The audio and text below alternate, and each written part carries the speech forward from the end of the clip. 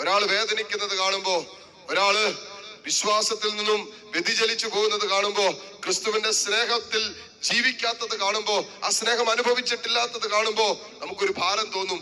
ഈ ഭാരമാണ് നമ്മളെ ശുശ്രൂഷകരാക്കി മാറ്റുന്നത്. ഈ ഭാരമാണ് ഒരുവരെ ശുശ്രൂഷ ജീവിതത്തിലേക്ക് കൈപിടിച്ചുയർത്തുന്നത്.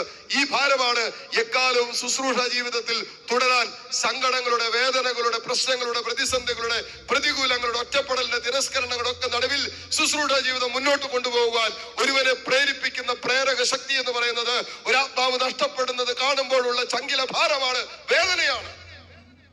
ഈ വേദനയാണ് ഇന്ന് സങ്കീർത്തകൻ 79-ാമത്തെ സങ്കീർത്തനത്തില് പിതാവിന്റെ സന്നിധിയിലേക്ക് കണ്ണുകൾ ഉയർത്തിയിട്ട് വേദനയോടെ, ഭാരത്തോടെ പറയുന്നു, ദൈവമേ, ഈ ജനത്തോട് നീ കരുണ കാണിക്കണമേ, ഈ ജനത്തോട് നീ കരുണ കാണിക്കണമേ. ഇവര് ചെയ്തിട്ടുള്ള പാപങ്ങള് തമ്പുരാനെ നീ മറന്നിട്ട് ഈ ജനത്തോട് നീ കരുണ കാണിക്കണമേ. ശത്രുക്കളിൽ നിന്നും എന്റെ ജനത്തെ നീ വീണ്ടെടുക്കണമേ. ഇവരെ ഇനിയും നീ ഇങ്ങനെ ശത്രുവിന്റെ കൈകളിലേക്ക് വിട്ടുകൊടുക്കല്ലേ. എത്ര നാൾ എത്ര നാൾ എന്നാ സങ്കീർത്തകൻ ചോദിക്കുന്നത്. ഇതൊരു പ്രാർത്ഥനയാണ്, ഇതൊരു പ്രാർത്ഥനയുടെ വിഷയമാണ്. അതുകൊണ്ട് വിശ്വാസികളായ നമുക്ക് ഈ കാലഘട്ടത്തിൽ ചെയ്യാൻ പറ്റുന്ന എന്നാന്നറിയോ? നമ്മൾ നിരന്തരം സഭയ്ക്ക് വേണ്ടി, സഭാമക്കൾക്ക് വേണ്ടി, വിശ്വാസികൾക്ക് വേണ്ടി പ്രാർത്ഥിക്കുക. എന്തിനാ? എന്തെല്ലാം സംഭവിച്ചാലും വിശ്വാസികളുടെ വിശ്വാസ ജീവിതം മങ്ങലേൽക്കാതിരിക്കാൻ, പരിക്കേൽക്കാതിരിക്കാൻ. കാരണം കോടിക്കണക്കിന് രക്തസാക്ഷികൾ, അൽമായ രക്തസാക്ഷികളുള്ള വിശ്വാസികളുടെ ചുടുനിണം വീണ സഭയാണ് കത്തോലിക്ക സഭ. ഈ ഒരു ചരിത്രം നമുക്കുണ്ട്.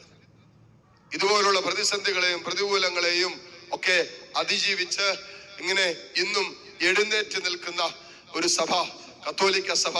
ആ സഭയുടെ ഭാഗമായി, ആ വിശ്വാസത്തിന്റെ ഭാഗമായി നമ്മൾ നിൽക്കുന്നതിൽ നമുക്ക് അഭിമാനിക്കാം. അതോടൊപ്പം നമ്മുടെ സഹോദരങ്ങൾക്ക് വേണ്ടി പ്രാർത്ഥിക്കാം. കാരണം നമ്മളെല്ലാം ക്രിസ്തുവിന്റെ മൗതിക ശരീരത്തിന്റെ ഭാഗമാണ്. യേശു തന്റെ രക്തം കൊണ്ട് സ്വന്തമാക്കിയ ആ മൗതിക ശരീരം കൊണ്ട് സ്വന്തമാക്കിയവരാണ് ഞാനും നിങ്ങളൊക്കെ. ആണല്ലോ പൗലോസ് പറഞ്ഞു, ഒരു അവയവം വേദനിക്കുമ്പോ എല്ലാം വേദനിക്കുന്നു. കൈവേദനിക്കുമ്പോ മുഴുവനായിട്ടാണ് വേദനിക്കുന്നത്.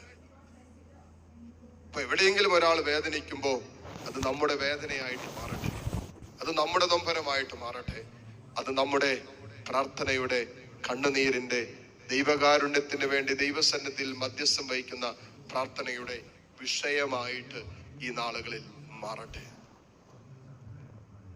അങ്ങനെ ക്രിസ്തുവിന്റെ കാൽവരിയിലുള്ള മധ്യസ്ഥത്തിന്റെ മധ്യസ്ഥകരായി മാറാൻ, ക്രിസ്തുവിന്റെ പക്ഷം മാത്രം പിടിച്ച് ജീവിക്കാൻ, വിശ്വാസത്തിന് മങ്ങലേൽക്കാതെ വിശ്വാസത്തിൽ കൂടുതൽ ആഴപ്പെട്ട് ബലപ്പെട്ട് മുന്നോട്ട് പോകാൻ പരിശുദ്ധാത്മാവ് നമ്മളെ സഹായിക്കട്ടെ.